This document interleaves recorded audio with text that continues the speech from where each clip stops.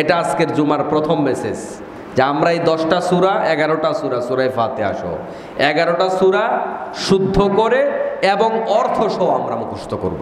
পারবেন তো ইনশাআল্লাহ? কত বছরের মধ্যে পারবেন? হ্যাঁ, কত বছর? 1 মাস। 1 মাসে পারা যাবে? 1 সপ্তাহে যদি একটা সূরা শিখেন অর্থ সহ, তাইলে কত সপ্তাহ দরকার? 11 সপ্তাহ। এই 11 সপ্তাহ বেশি নেবেন না, মানে 2 মাস 3 মাস। কেমন? সপ্তাহে একটা করে সূরা শিখবেন। ইমাম সাহেবকে বিরক্ত করবেন, দিনের কাজে একটু বিরক্ত করেন, একটু বিরক্ত হন, অসুবিধা কোথায়? দুনিয়ার কাজে কত জায়গায় আমরা যাই, আমার এলাকার ভাষায় বলে যে কত আধোয়া পা আমরা ধরি, দুনিয়ার কাজে ধরি না? তো দুনিয়ার কাজে আপনি মানুষের আধোয়া পা ধরতে পারবেন, পরকালের কাজে একটু ছোট হইলে কি অসুবিধা আছে নাকি? অসুবিধা নেই। তাহলে ইমাম সাহেব যদি বিরক্ত হয়, ব্যস্ত মানুষ হয়, তাহলে সে সময় দিতে চাইবে না, ধরে ধরে বিরক্ত করে করে এই সূরাগুলার অর্থ সহ শুদ্ধ করে শিখে নেবেন। না শিখতে পারলে আসলে কি নিয়ে কবরে যাব? কোরআনুল কারীমটা আমার শত্রু হয়ে যাবে। কি হয়ে যাবে? শত্রু হয়ে যাবে। পরকালে কোরআন কারোর জন্য বন্ধু হবে, কারোর জন্য কি হয়ে যাবে? শত্রু হয়ে যাবে। তখন মুশকিল, কারণ কোরআন যদি বলে এই ব্যক্তিকে আমি চিনি না, তাহলে মনে রাখতে হবে তার নাজাত পাওয়া অনেক কঠিন, নাজাত পাওয়া অনেক কঠিন হয়ে যাবে, অসম্ভব হয়ে যাবে। কারণ কোরআনুল কারীমের সুপারিশ কবুল করবেন এই গ্যারান্টি দিয়েছেন মুহাম্মাদুর রাসূলুল্লাহ সাল্লাল্লাহু আলাইহি ওয়াসাল্লাম। এই জন্য আমাদের এই বিষয়টা খেয়াল রাখা দরকার। কোরআনুল কারীমের 109 নম্বর সূরা, সূরা কাফিরুন। এই সূরাটি বিশ্বনবী সাল্লাল্লাহু আলাইহি ওয়াসাল্লামের মাক্কি জীবনে নাজিল হয়েছে, এজন্য এটিকে মাক্কি সূরা বলে। কি সূরা বলেন? আমরা আগেও বলেছিলাম কোরআনুল কারীমের সূরাগুলা 2 ভাগ। কয় ভাগ? 1 ভাগ সবাই বলেন, আর 1 ভাগ মাদানী। এটা হুজুররা জানলে হবে না, সবাই জানতে হবে, সবাই কোরআনের ছাত্র হয়ে যেতে হবে। তাহলে সূরাগুলা 2 ভাগ, 1 ভাগ মাক্কি, 1 ভাগ মাদানী। এই সূরাটি মাক্কি সূরা, তবে এই সূরাটি মাদানী সূরা হওয়ার ব্যাপারেও অনেক মুফাসসিরের মতামত আছে, তবে বেশি গ্রহণযোগ্য মত এই সূরাটি মাক্কি সূরা। তো এই সূরাটি আল্লাহ নবী সাল্লাল্লাহু আলাইহি সাল্লামের মাক্কি জীবনের এমন সময় নাজিল হয়েছে, আল্লাহর নবীকে কাফের বেঈমানরা, মুশরিকরা জুলুম নির্যাতন কম করছে না বেশি করছে? বেশি করছে। কেন করেছিল? রাসূল সাল্লাল্লাহু আলাইহি সাল্লামের মুখের ভাষা ভালো ছিল না, নাউজুবিল্লাহ। এরকম রাসূল সাল্লাল্লাহু আলাইহি সাল্লামের লেনদেন ভালো ছিল না, এই কারণে তারা জুলুম করেছে, নাউজুবিল্লাহ। রাসূল সাল্লাল্লাহু আলাইহি সাল্লামের চেহারা ভালো ছিল না, যে কারণে তারা আসলে তার কথা শুনতে পছন্দ করতো না। এরকম আমার নবীর চাইতে সুন্দর আর কেউ আছে? আর কেউ নাই। সুবহানাল্লাহ। আমার মুসলমান ভাইয়েরা, আল্লাহ নবী সাল্লাল্লাহু আলাইহি ওয়াসাল্লামের চাইতে সুন্দর মানুষ, তার চাইতে সুন্দর চেহারার মানুষ, তার চাইতে সুন্দর আচরণের মানুষ, তার চাইতে প্রজ্ঞার সাথে মানুষকে দাওয়াত দেয়, এরকম দাওয়াত দাতা মানুষ আল্লাহর জমিনের উপরে, আকাশের নিচে আর কেউ নাই। সুবহানাল্লাহ। কিন্তু তারপরেও তারা তাকে গালি দিয়েছে, তারপরেও তারা তার উপরে জুলুম করেছে, তার মাথার উপরে সিজদায় যাওয়ার পরে ওটের নাড়ি ভুঁড়ি চেপে দিয়েছে, তাকে কত না গালিগালাজ করেছে, হত্যা করার চেষ্টা করেছে, কিন্তু কোনো জুলুম, কোনো নির্যাতন তার দাওয়াতি কাজের ওই মিশনটাকে আটকে দিতে পারে নাই। সুবহানাল্লাহ। এখন তারা বিভিন্ন সময় বিভিন্ন ব্যাপারে আল্লাহর নবীর কাছে বিভিন্ন প্রস্তাব নিয়ে যেত, অনেক ঝগড়া হলো, অনেক দ্বন্দ্ব হলো, কোনোভাবেই মুহাম্মদের কাজকে থামানো যায় না। অতএব তারা চিন্তা করলো বিভিন্ন সময় আমরা কিছু প্রতিনিধি বাতিজা মুহাম্মদের কাছে পাঠাই, আর প্রতিনিধি দল তার কাছে গিয়ে বলে যে তুমি যদি সুন্দরী রমণী বিয়ে করতে চাও, তাহলে গোটা দেশের আমাদের সবচাইতে সুন্দরী নারীটাকে, সুন্দরী মেয়েটাকে তোমার কাছে আমরা বিয়ে দিয়ে দেব। তুমি কোনটা চাও সেটা বলো, টাকা চাও তাহলে আমরা সবাই মিলে এত বেশি টাকা তোমাকে দিয়ে দেব, তুমি মক্কার সবচাইতে বড় ধনী হয়ে যাবে। তুমি যদি সম্মান চাও, নেতা হইতে চাও, তুমি তো আমাদেরই ভাতিজা, আমাদেরই ছেলে, আমরা তোমাকে সবাই মিলে ভোট দিয়া নেতা বানায় দেব। তুমি নেতা হয়ে যাবে। কোনটা চাও তুমি সেটা বলো। আর এটাও যদি না হয়, অনেক তো ঝগড়া ফাসাদ হয়েছে, একই বংশের মানুষ, একই গোত্রের মানুষ আমরা, আর কত ঝগড়া ফাসাদ করবো। এক কাজ করো, তুমি কিছুদিন এসে আমাদের মূর্তিগুলারে পূজা করো, আমরা কিছুদিন তোমার খোদার নামাজ টামাজ পড়ি। নাউজুবিল্লাহ। তুমি 6 মাস ইবাদত করো আমাদের, আমরা 6 মাস তোমার করি। এখন আমরা সবাই মিলে মোটামুটি একাকার হয়ে যাই। আসো আমরা দ্বন্দ্ব ভেদাভেদ কলহ ভুলে যাই। এটা আমাদের বাংলাদেশের যারা একটু সুশীল মার্কা লোক আছে, ওরা শুনলে বলবে যে মোটামুটি প্রস্তাবটা খারাপ হয় নাই, ঠিক না? কিন্তু প্রস্তাবটা কি ভালো হয়েছে না খারাপ হয়েছে? আল্লাহর নবী কি তাদের প্রস্তাবটাকে গ্রহণ করেছে? আল্লাহ রাব্বুল আলামিন তাদের এই প্রস্তাবের প্রেক্ষাপটে এই সূরা নাজিল করে দিলেন। নাজিল করে আল্লাহ রাব্বুল আলামিন এবার বললেন, কুল ইয়া আইয়ুহাল কাফিরুন, ওহে রাসূল আপনি কাফেরদেরকে ডাক দিয়ে বলে দেন, ও কাফেরের গোষ্ঠী তোমরা শুনে রাখো, লা আ'বুদু মা তা'বুদুন, আমি ইবাদত করি না তার তোমরা যার ইবাদত করো, ওয়ালা আনতুম আবিদুনা মা আ'বুদ, তোমরা যার ইবাদতকারী আমি তার ইবাদত করি না, ওয়ালা আনা আবিদুম মা আবাদতুম, কথাগুলো একেবারে কাছাকাছি। আর আমি তার ইবাদতকারী নই, তোমরা যার ইবাদত করো। ওয়ালা আনতুম আবিদুনা মা আ'বুদ, তোমরা যার ইবাদতকারী আমি তার ইবাদত করি না। লাকুম দীনুকুম ওয়ালিয়া দিন, তোমাদের জন্য তোমাদের দিন, আমার জন্য আমার দিন। এই যে এই সূরাগুলার মধ্যে, এই আয়াতের মধ্যে আল্লাহ রাব্বুল আলামিন একটা জিনিস ক্লিয়ার করে দিয়েছেন যে তোমাদের এই প্রস্তাব কখনো গ্রহণ করা যাবে না। কিন্তু বড় আফসোসের বিষয়, এখানে আল্লাহ তাআলা মূলত ইসলামটা যে একেবারে ক্লিয়ার, ইসলাম যে আলাদা এটা বুঝিয়েছেন। ইসলাম কোনো ধর্মের সাথে মিলতে পারে না, ইসলাম কারোর সাথে কম্প্রোমাইজ করতে পারে না, ইসলাম বাতিলের সাথে কম্প্রোমাইজ করে চলে না। ইসলাম সম্পূর্ণ আলাদা। আলো এবং অন্ধকার যেমন আলাদা, অন্যান্য ধর্ম এবং ইসলাম এরকমই আলাদা। দিন এবং রাত যেমন আলাদা, অন্যান্য ধর্ম এবং ইসলামটা ঠিক তেমনি আলাদা। ইসলামটা কারো সাথে কারো দয়া নিয়া, করুণা নিয়া, অনুকম্পা নিয়া ইসলাম চলতে পারে না।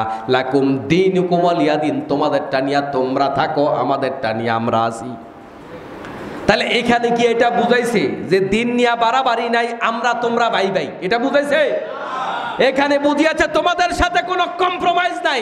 অথচ এই সূরার এই আয়াতটাকে ভুল ব্যাখ্যা করে বাংলাদেশের বামরামরা আলেমদের বিরুদ্ধে বলে, কয় বুখারী শরীফে আছে লাকুম দীনুকুম ওয়ালিয়া দিন। কোনটা বুখারী কোনটা কোরআন শরীফ ওইটাই চিনে না।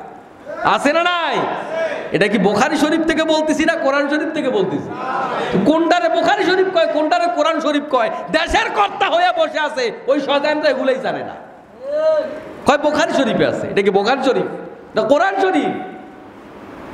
আমার মুসলমান ভাইয়েরা, এই আয়াত দিয়ে তারা পূজা আর আমাদের ধর্মকে এক করে ফেলে। এই আয়াত দিয়েই তারা বুঝাইতে চায় ধর্ম যার যার, উৎসব সবার। বলে কি বলে না?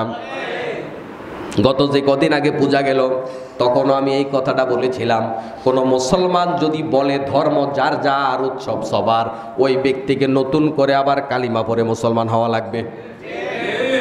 ওই ব্যক্তি মুসলমান থাকে না, মুসলমান থাকে না। ওই জালেম পরাজিত শক্তি গোটা বাংলাদেশের কত মুসলমানের ঈমান তারা নষ্ট করেছে এই কথাগুলা বলে বলে। আর মিডিয়ার কারণে, প্রচারের কারণে সাধারণ অবলা বহু মুসলমান তাদের কথা বিশ্বাস করে ঈমান হারাইছে। বহু মুসলমান ঈমান হারিয়েছে। আমরা হয়তো সাহস করে কথা বলেছি, অনেক মসজিদের মিম্বার থেকে এই কথাগুলা বলাও যায় নাই, যে কারণে মুসলমানরা তাদের ঈমানও ঠিক করতে পারে নাই। আসলে কোনো মুসলমান অন্য কোনো ধর্মের প্রতি জুলুম করবে না, তবে অন্য ধর্মের উৎসবকে কেউ যদি বৈধ মনে করে তখন তার ঈমান আর থাকে না, ওই ব্যক্তি মুসলমান থেকে খারিজ হয়ে যায়, ঠিক কিনা? আমার মুসলমান ভাইয়েরা, যুগে যুগে এরকম কম্প্রোমাইজ করার চেষ্টা হয়েছে। এখনো আমাদেরকে মনে রাখতে হবে, কাফের বেঈমানদের সাথে আমাদের কোনো কম্প্রোমাইজ নেই। কথা ভালো করে বুঝতে হবে, তাদের উপর আমরা জুলুম করতে চাই না। এটা আল্লাহর নবী সাল্লাল্লাহু আলাইহি ওয়াসাল্লাম আমাদেরকে শিখায় নাই। কিন্তু বন্ধুগণ, তাদের ধর্মের কোনো উৎসবকে আমার ধর্মের উৎসব মনে করা যাবে না। হিন্দুরা তাদের বিভিন্ন পূজাগুলাতে তাদের দেবদেবীর নামে যে সমস্ত প্রাসাদ উৎসর্গ করে, বাংলাদেশের কত মুসলমান গিয়ে ওই প্রাসাদ খায়। এই প্রাসাদ খাওয়া কোনো মুসলমানের জন্য জায়েজ নাই, হারাম, হারাম এবং হারাম। যেই খাবারটা বিভিন্ন ধর্মের তাদের খোদাদের নামে, ওই ভুয়া খোদার নামে যেই সমস্ত খাবারগুলা উৎসর্গ করা হয়, ওই খাবারগুলা কোনো মুসলমান ভক্ষণ করতে পারে আল্লাহ ছাড়া কারো নামে যেই জিনিস জবাই করা হয় ওইটা খাওয়া হারাম। এজন্য কোনো বিধর্মীর বাড়িতে গিয়ে খাসির গোশত দিয়ে খাবার খাওয়া যাবে, কারণ তারা এটা আল্লাহর নামে জবাই করে নাই। আপনি ইচ্ছাকৃতভাবে আপনার ঘরের একটা পোষা প্রাণীকে যদি আল্লাহর নাম ছাড়া জবাই করেন, ওই পোষা গরুর গোশত কিংবা ছাগলের গোশত খাওয়া এমনটাই হারাম, কুকুরের গোশত খাওয়া ঠিক যেমনটা হারাম।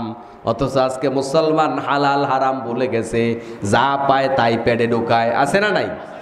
এটার প্রচলন হয়েছে গত 15 বছরের জুলুমের সময় একটু বেশি। কারণ দুর্নীতি, দুর্নীতি, দুর্নীতি আর দুর্নীতি গোটা দেশ যখন ছেয়ে গেছে, এই দুর্নীতি দেখে দেখে, কারণ আমি দেখতেছি আমার পাশের বাড়ির লোকজন আঙ্গুল ফুলে কলা গাছ কুটিপত হয়ে গেছে।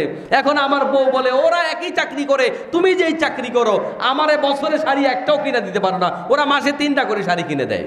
এগুলো স্বামীর মাথায় লাগে, কথা বুঝেন নাই? আমরা তো খুব ভালো খাইতে পারি না, ওরা অনেক ভালো খায়। বিভিন্নভাবে যখন অন্যায় অপরাধের একটা অসাধু প্রতিযোগিতা গোটা বাংলাদেশে গত 15 বছরে গড়ে উঠেছে, তখন কিন্তু মানুষ হালাল হারাম একটু বেশি ভুলে গেছে। খেয়াল করছেন আপনারা? এক এস আলম গ্রুপ ইসলামী ব্যাংকের 50,000 কোটি টাকা নিয়ে গেছে। কত হাজার কোটি টাকা? 50,000 কোটি টাকা। মানে আপনি বুঝেন, গত এই সরকারের আগের সরকারের আমলে 1 বছরের বাজেট ছিল বাংলাদেশের 1 লাখ কোটি টাকা। 1 বছরের বাজেট কত ছিল? তার মানে একটা দেশের, গোটা দেশের বাজেটের অর্ধেক নিয়ে গেছে একজনে। কথা এখানেই শেষ না। আর অন্যান্য যে ব্যাংকগুলো আছে, সব ব্যাংক কিন্তু এখন এস আলম গ্রুপ। অন্যান্য ব্যাংকগুলা থেকে 5,000, 7,000, 10,000, 15,000 কোটি টাকা করে নিয়েছে। তার মানে এক এস আলম গ্রুপ টাকা নিয়েছে বাংলাদেশ থেকে অন্তত 1 লাখ কোটি টাকার কাছাকাছি। একটা দেশ অভাবে পড়বে না তো কিসে পড়বে? কথা কি বুঝেন? এস আলম গ্রুপ ছাড়া কি বাংলাদেশে আর ডাকাইত নাই? এই যে সালমান এফ রহমান ধরা খাইলো, এখন দাড়ি মুচকাইটা লুঙ্গি পরে যাচ্ছিল, তাহলে এতদিন দাড়িগুলা কি জন্য রাখছিল? আসলে এগুলা ইসলামের দাড়ি না, এগুলো হচ্ছে জনগণকে বোকা মারিয়ে, ধোকা দিয়ে জনগণের ম্যান্ডেট নিয়ে ক্ষমতায় থাকা, যে আমরাও ইসলামওয়ালা, এটা বোঝাবার জন্য। না হয় আমাকে, আপনাকে যারা দাড়ি রেখেছেন, আপনাকে কত কোটি টাকা দিলে আপনি দাড়ি কাটবেন? প্রকৃত একজন মুমিন কখনো দাড়ি কাটতে পারে? এর দ্বারা বোঝা যায় যে এরা আল্লাহর সন্তুষ্টির জন্য দাড়ি রাখেনি, এরা মূলত জাতির উপর জুলুম করার জন্য, মুসলমানদের ধোঁকা দিয়ে তাদের পক্ষে রেখে ক্ষমতা টিকিয়ে রাখার জন্য এরা দাড়ি রেখেছে। আল্লামা সাইদির সেই কথা বেশি বাড়াবাড়ি করলে দেখবা যে পালানোর জন্য ইন্দুরের গর্তও খুঁজে পাবা না। এখন ইন্দুরের গর্তই তো খুঁজতেছে, ঠিক কিনা বলেন? ইন্দুরের গর্ত খুঁজতেছে। তবে এই ক্ষেত্রে আপনাদের আমাদের অহংকারী হওয়া যাবে। ছিলাম মিথ্যা মামলায় হামলায় আপনাদের অনেকেই জর্জরিত, কিন্তু আপনি এখন পরিবেশ পরিবর্তন হওয়ার কারণে আপনি আবার জালেম হয়ে যায়েন না। কথা বুঝতে পেরেছেন? আপনি মাজলুম ছিলেন, কিন্তু এখন আপনি আবার জালেম হয়ে যায়েন না। তবে আরেকটা কথা পরিষ্কার করে রাখি, এমন সুশীল হওয়া যাবে না যেই সুশীল রাসূল সাল্লাল্লাহু আলাইহি ওয়াসাল্লামও ছিল না। এত সুশীল হওয়া ভালো না। রাসূল সাল্লাল্লাহু আলাইহি ওয়াসাল্লাম মক্কা বিজয়ের পর সবাইকে ক্ষমা করে দিয়েছেন, সুবহানাল্লাহ। এবার বাছাই করা কয়েকজনের ব্যাপারে বললেন, এই এই এই এই এদেরকে কোনো ক্ষমা করা যাবে? এই শয়তানের গোষ্ঠী এবার চিন্তা করলো, ক্ষমা তো নাই, আল্লাহর নবী বলেছে যেখানে পাও তাদেরকে সেখানেই হত্যা করো। এখন এরা চিন্তা করছে, তাহলে বাঁচার রাস্তাটা কি? হেরেম শরীফের ভিতরে ঢুকি, কাবার ভিতরে, মসজিদে হারামের ভিতরে। কারণ হেরেম শরীফের ভেতরে মশা মারাও হারাম। মাঝি মারাও হারাম, মানুষ হত্যা করা, রক্তপাত তো প্রশ্নই ওঠে না। আল্লাহ রাব্বুল আলামিন এদের জন্য এই হেরেমকে এদের জন্য উন্মুক্ত করে দিয়েছেন। বিশ্বনবী ঘোষণা দিলেন এদের জন্য এই হেরেমের যে হুরমত সেটা তুলে নেওয়া হয়েছে। এরা যদি কাবার ভিতরে ঢুকে সেখানে গিয়ে তাদেরকে হত্যা করো, এদের জন্য হুরমত তুলে নেওয়া হয়েছে। অতএব সাধারণভাবে যারা জুলুম করেছে, নির্যাতন করেছে, তাদেরকে সাধারণভাবে ক্ষমা করা হলো। তবে যারা মানুষের হাত কেটেছে, পাও কেটেছে, মানুষকে জুলুম করে, নির্যাতন করে, মিথ্যা মামলা দিয়ে, বিশ্ববরেণ্য উলামায়ে কেরামকে ফাঁসি দিয়ে, কষ্ট দিয়ে দুনিয়ার থেকে বিদায় করা হয়েছে। হাজারো মায়ের বুক খালি করেছে, হাত ভেঙেছে, পাও ভেঙেছে, চোখ উপড়ে ফেলেছে, তাদের জন্য ক্ষমা নয়, তাদেরকে আইনের মাধ্যমে জনসম্মুখে সাজা দিতে হবে। সব জায়গায় সুশীল হইতে যায় না, এটা ইসলাম আপনারে বলে নাই। তবে আপনি জালেম হতে যাবেন না। আল্লাহ তাআলা আমাদেরকে জালেম হওয়া থেকে বেঁচে থাকার তৌফিক দান করুন। সবাই বলে আমিন। আমার মুসলমান ভাইরা, বলছিলাম আল্লাহ তাআলা বলেছেন লাকুম দীনুকুম ওয়ালিয়া দীন, তোমাদের ধর্ম তোমাদের কাছে আর আমাদের ধর্ম আমাদের কাছে। এটা নিয়ে বাড়াবাড়ি চলবে না। তবে এটার অর্থ দুই ধর্ম একাকার হয়ে যাওয়া নয়। এটার অর্থ হচ্ছে আল্লাহ পাক স্পষ্ট করে দিয়েছেন যে কারোর ধর্মের সাথে ইসলামকে মিলিয়ে একসাথ করে তালগোল পাকানো যাবে। আজকে একটা এই পরাজিত শক্তি চেষ্টা করেছে, দুনিয়া বাংলাদেশ থেকে তো বিদায় হয়েছে, এরপরে কয় 15 আগস্ট আসতেছি বাংলাদেশে। গুজব কাকে বলে? এই বাংলাদেশে যারা কয়দিন আগে এদের প্রশাসনকে দিয়ে বলে বলে তাদের শত্রুদের গ্রেপ্তার করিয়েছে যে গুজব ছড়ায়, গুজব ছড়ায়, এই বাংলাদেশে সবচাইতে বেশি গুজব ছড়িয়েছে এই পরাজিত শক্তি। সবচেয়ে বেশি গুজব। যাওয়ার পরও এই দেশের মানুষকে শান্তি দিবে না। এখানে গুজব, ওখানে গুজব, এখানে ডাকাত, ওখানে এই, ওখানে সেই। এবার কয় 15 তারিখ দেশে আসতেছি। 15 তারিখ দেশে আসবে, আপনারা পাগল হয়েছেন? 15 তারিখ দেশে আসবে। আওয়ামী লীগের ভাইয়েরা যারা আছে, আপনারা আমাদের ভাই, আপনাদেরকে বলি, যারা বড় বড় জুলুম করেছে তাদের ব্যাপারে তো কথা বললাম।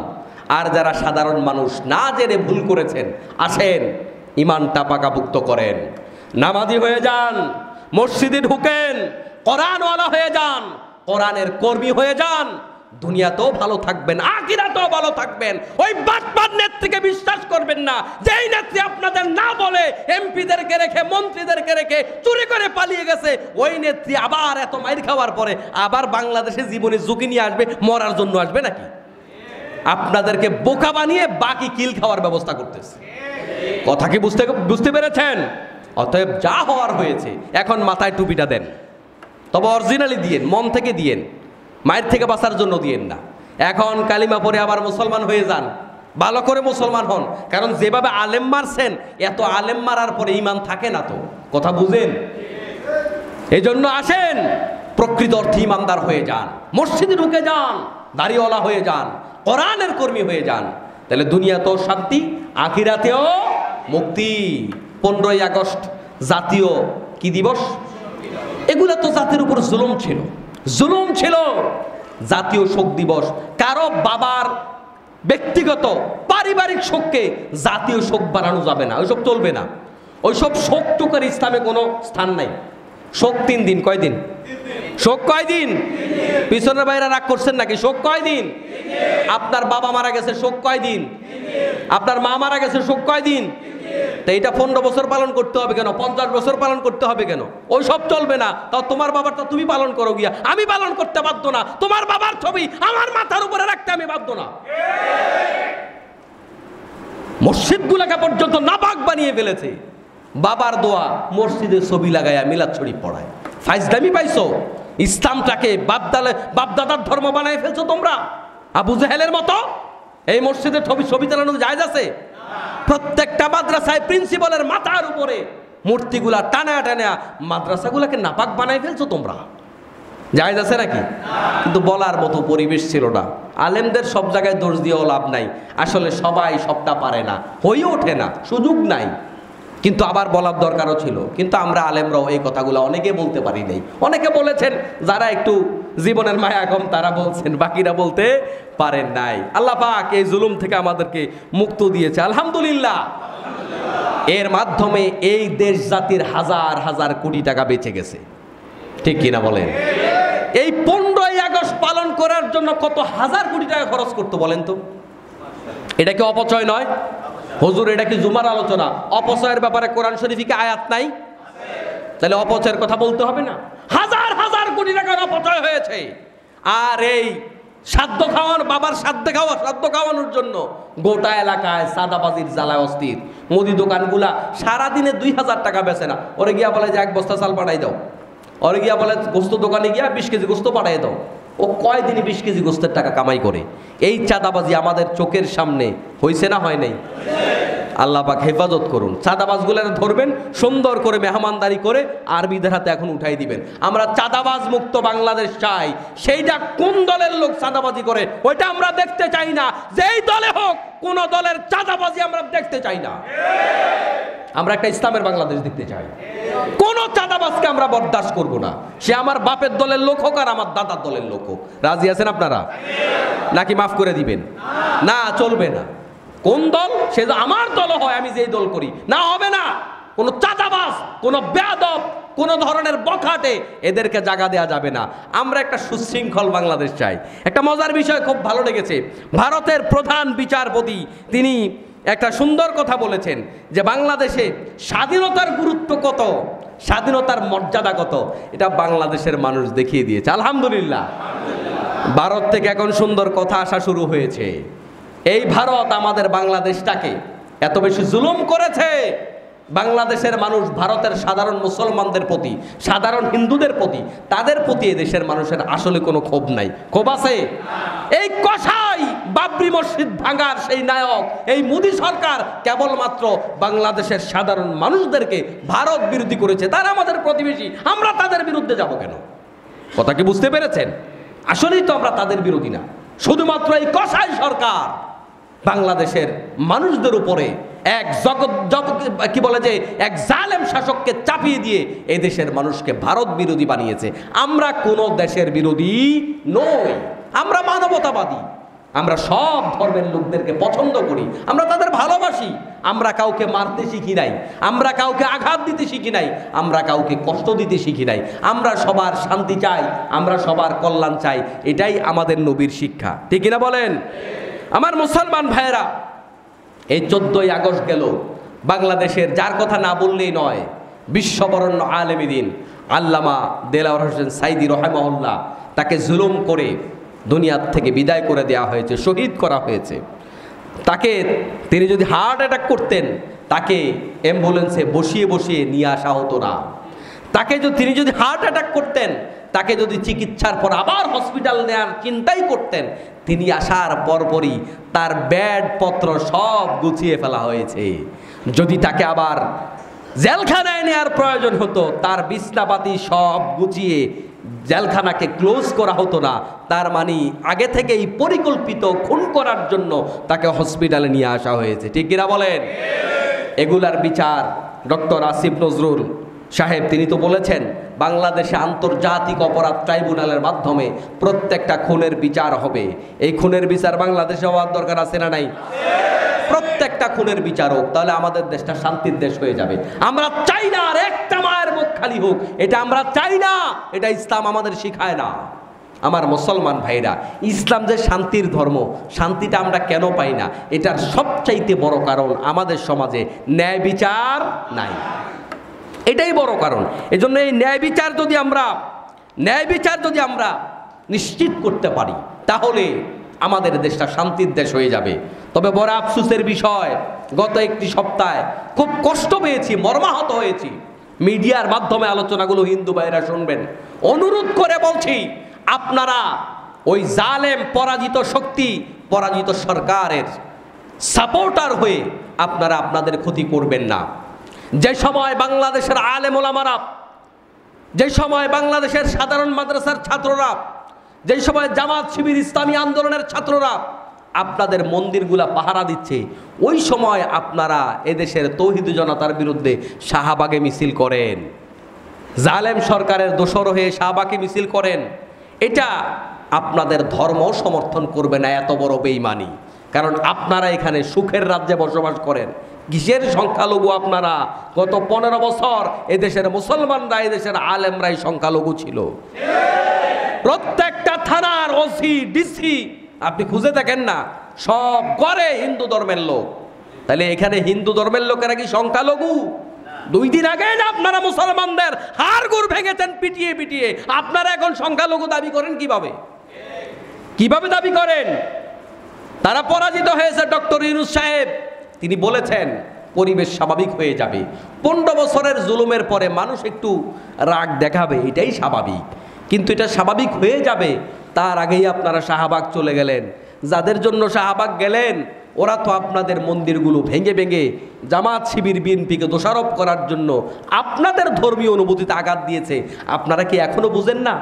ব্লগার রাজীব হিন্দু, তাকে কে হত্যা করেছে? তাকে তো ছাত্রলীগ হত্যা করেছে। কই আপনারা তার বিরুদ্ধে তো কথা বললেন না। হিন্দু ভাইদেরকে অনুরোধ করব, আপনাদের স্বাধীনতা আমরা চাই। আপনারা এখানে স্বাধীনভাবে আপনাদের ধর্মকর্ম করবেন, কিন্তু আপনারাও বাড়াবাড়ি করেন না। আপনারা তো এই জাতির উপর জুলুম করেছেন, আমরা মাজলুম হয়েছি, আপনারা তো মাজলুম হন নাই। আর এই হিন্দুদের মন্দিরে হামলা করা নিয়ে এ পর্যন্ত যতজন গ্রেপ্তার হয়েছে তার ম্যাক্সিমাম হিন্দু। আপনারা খেয়াল করছেন? ম্যাক্সিমাম হিন্দু। এরা বলেছে আমরা নিজেরাই আগুন লাগাইছি। আপনাদের লজ্জা হয় না? আপনারা নিজেদের উপাসনালয়ে আগুন দিয়ে মুসলমানদেরকে দোষারোপ কিভাবে করেন? আর কিছু আওয়ামী লীগ ছাত্রলীগের কর্মী, কিছু গুন্ডা বাহিনী, এরা হিন্দুদের মিছিল গিয়ে হিন্দুদের মিছিলকে বড় করে। যারা নিজেকে হিন্দু পরিচয় দিয়ে মিছিল করেন, আপনি এখন আর মুসলমানের তালিকায় নাই, মনে রাখবেন। আমি জেনে বুঝে কথাটা বলছি দায়িত্ব নিয়ে। আমার ফেসবুকে পরিচিত জন অনেকে বলছে, হুজুর আমার মামা, আমার চাচা, আমার খালু আজকে হিন্দুদের মিছিলে গেছে, মিছিল করছে হিন্দুরা, আপনি সেখানে মুসলমান হয়ে কেন গেলেন? এটা তো রাজনৈতিক মিছিল ছিল না। কত নিচে আর নামবে মুসলমান? মুসলমান ক্ষমতার জন্য নিজেকে হিন্দু পরিচয় দিতে দ্বিধাবোধ করে না। আসলে এদের অনেকের ভিতরে এই হিন্দুত্ববাদ আছে, এরা এতদিন বুঝতে দেয় নাই, এখন আমরা বুঝতেছি। ঠিক কিনা বলেন? আমরা তাদের জন্য হেদায়েতের দোয়া করি। আল্লাহ তাআলা যেন তাদের সবাইকে হেদায়েত দিয়ে খাঁটি মুসলমানদের অন্তর্ভুক্ত হওয়ার তৌফিক দান করেন। সবাই বলে আমিন। আমার মুসলমান ভাইরা, এই সময় জাতীয় কিছু বিষয় আছে, এই বিষয়গুলো পরিষ্কার করা দরকার, না হয় ভুল বোঝাবুঝি থেকে যাবে। অনেকে বলছেন অনেক বড় বড় উচ্চপদস্থ কর্মকর্তাদেরকে এখন বিদায় করা হচ্ছে, চাকরিতে ইস্তফা দিতে বাধ্য করা হচ্ছে। না, এটা তো ঠিক না। সুশীল অনেকে আছে না, এটা ঠিক না। আপনি মনে রাখবেন এদের এই পদগুলা তারা জুলুম করে নিয়োগপ্রাপ্ত হয়েছে। সে হয়েছে 10 নাম্বার, 1 নাম্বারকে বাদ দিয়ে তাকে নিয়োগ দেওয়া হয়েছে। তাকে কি বিদায় করা জরুরি নয়?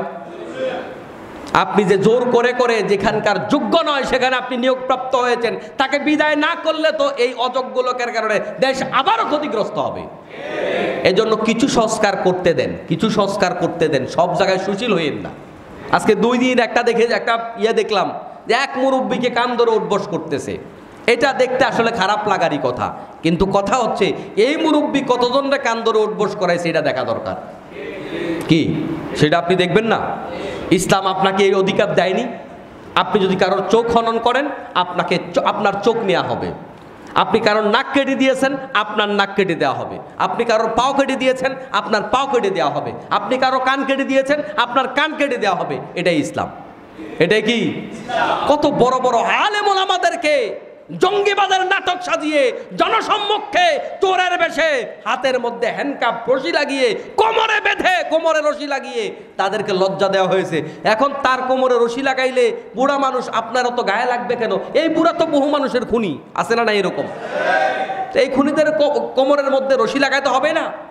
যদি আপনার এখানে দয়া লাগে তাহলে ইসলাম যে বলেছে জেনাকার ধরে ধরে পাথর মেরে খুন করার জন্য, আপনার তো সেখানেও মায়া লাগবে। আল্লাহ তাআলা নিষেধ করে দিয়েছেন কোনো জালেমকে সাজা দেওয়ার ব্যাপারে তোমাদের অন্তরের মধ্যে যেন কোনো রহম দিল না হয়, তোমাদের অন্তর যেন নরম না হয়ে যায়। অতএব আমি এই কথাটাকে আবার রিপিট করছি, জুলুম চলবে না, চলবে না, চলবে না। কিন্তু যারা জালেম ছিল তাদের বিচার আইনানুগভাবে করতে হবে। আল্লাহ তাআলা আমাদের বোঝার তৌফিক দান করুন, আমিন। এরপরে খেয়াল করুন, আমরা যেটা আবদার পেশ করব সেটা হচ্ছে, এখন যারা সরকারে বসছেন, আবার আজকে নাকি 5 জন শপথ নিবে। আমরা বলবো সবার সম্পদের হিসাব জনগণের সামনে উপস্থাপন করেন, জনগণ দেখুক আপনি কি পরিমাণ সম্পদের মালিক। কয়দিন পরে আপনি আবার 1000 কোটি টাকার মালিক হয়ে যাবেন, এটা হইতে পারে না। আপনি কয় টাকার মালিক আমরা দেখতে চাই। ডক্টর আসিফ নজরুল সাহেব তিনি বলেছেন আমার মাত্র 3টা ট্রাউজার আছে। কয়টা? 3টা ট্রাউজার আছে, একটা ফর্মাল আর 2টা এমনি গ্যাবার্ডিং প্যান্ট সম্ভবত। বলো যে 3টাই আমি পরি। দেখেন কত নির্লোভ মানুষ।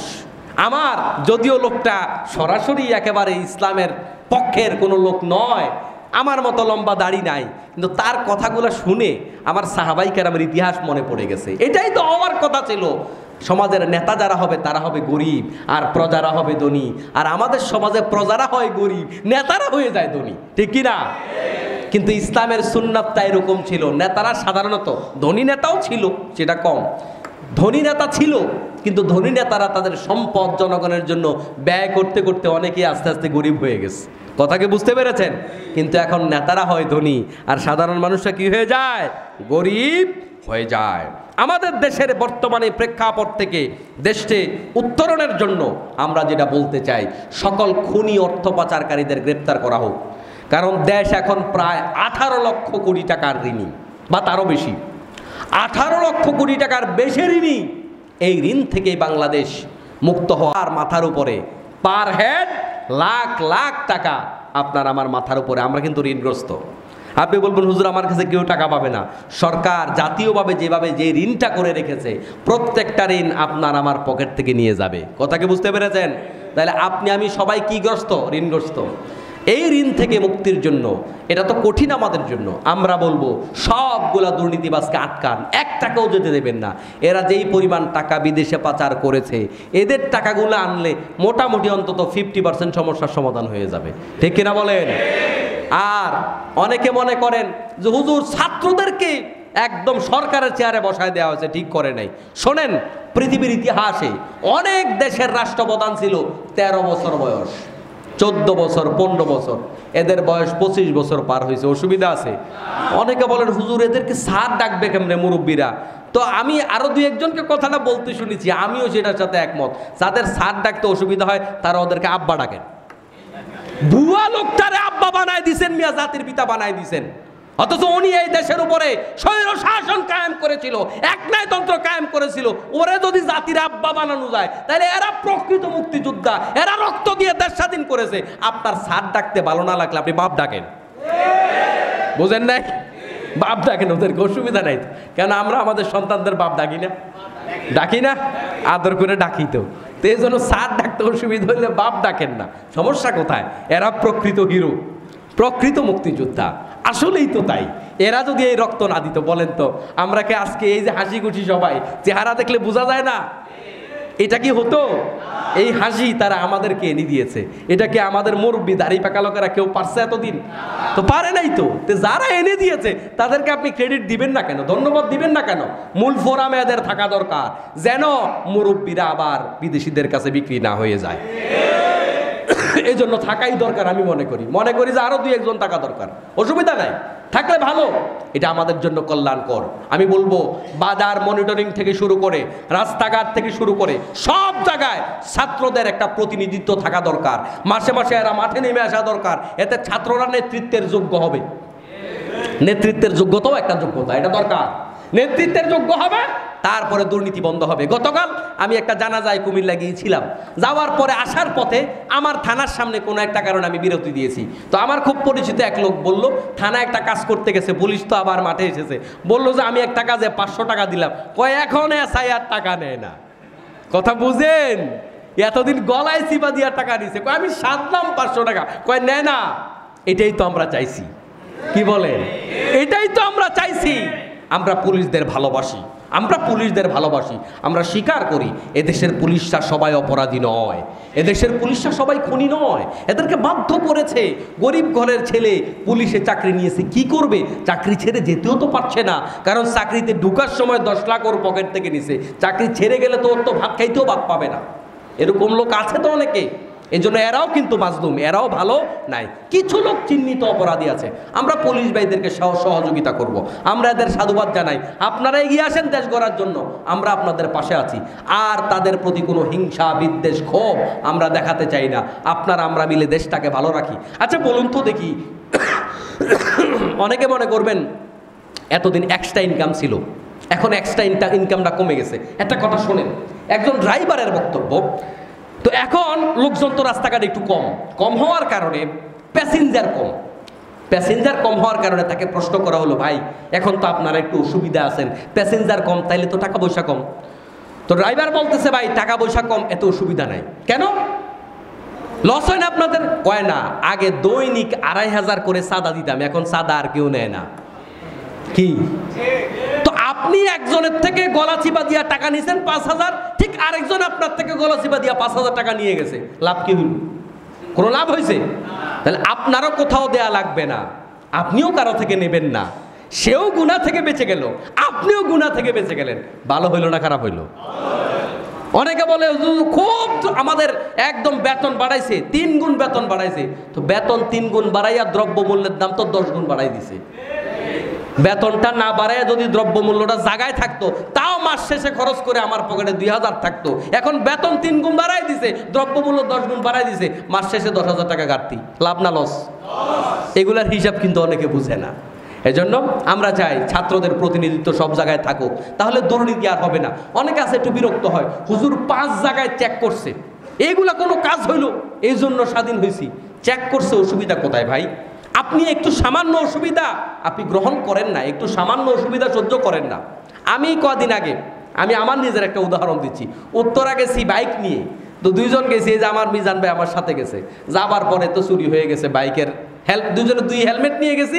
এখন বাইকের উপরে হেলমেট রেখে খরচ করতেছি, হেলমেট একটা চুরি হয়ে গেছে। এখন ছাত্র দাঁড় করাইছে, হেলমেট কই হুজুর? বললাম চুরি হয়ে গেছে। কয় 5 মিনিট দাঁড়াই থাকেন। তা আমরা 5 মিনিট দাঁড়াইয়া মোটেও রাগ করি নাই, আমরা এদেরকে ধন্যবাদ দিয়েছি। 2 জায়গায় 5 মিনিট করে দাঁড় করাই রাখছে, তা আমরা খুশি হয়েছি, ধন্যবাদ দিছি। এটাই তো আমরা চাইছি নাকি? তা আপনি রাগ করবেন কেন? এটাই তো আমরা চাইছি, দেশে আইনের শাসন প্রতিষ্ঠা হোক, আইন সবার জন্য সমান হোক। একজন কোটিপতি সে পার হয়ে যাবে, আরেকজন গরিব তার উপর জুলুম করা হবে, এটা হতে পারে না। একজন রাষ্ট্রীয় প্রটোকল নিবে আর জেমে পড়ে শত শত মানুষ কষ্ট পাবে, অনেক মানুষ প্রাণনাশ ঘটবে, অনেক মানুষ মারা যাবে, রুগী মারা যাবে, অ্যাম্বুলেন্স চলতে দেওয়া হবে না, আর বিআইপি এমপি প্রটোকল নিবে। এগুলা জুলুম, ঠিক কিনা বলেন? অতএব এই সংস্কারের কাজে একটু কষ্ট যদি আপনারা পেয়ে থাকেন, এরা তো প্রশিক্ষণ প্রাপ্ত না, এরা তো বেতনভুক্ত না, এরা যে কষ্টটা করতেছে আমাদের জন্য, এটাই তো আলহামদুলিল্লাহ, ঠিক কিনা বলেন? পুলিশ ছিল না, ভয়ে মাঠে আসে নাই। আচ্ছা এরা যদি না থাকতো তাহলে রাস্তাঘাটে বিশাল বিশৃঙ্খলা হতো না? হতো তো।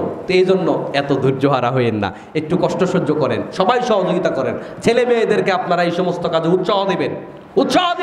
অনেকে আছে ছেলে মেয়েদের ঘর থেকে বের হইতে দেয় না। আপনার ছেলে মেয়ে অবলা অথর্ব হবে, মনে রাখবেন। ঘর থেকে বের হতে দেবেন, ওরা আন্দোলন করুক, ওরা সংগ্রাম করুক, ওরা চালাক হোক, ওরা কষ্ট সহ্য করার মানসিকতা ওদের তৈরি হোক, ওরা রোদে পুরুক, একটু ঘাম ঝরুক, এরা শক্ত হবে, ঠিক কিনা বলেন? আল্লাহ তাআলা আমাদেরকে একটা সুখী বাংলাদেশ, সুন্দর বাংলাদেশের উপহার দাও, সবাই বলে আমিন।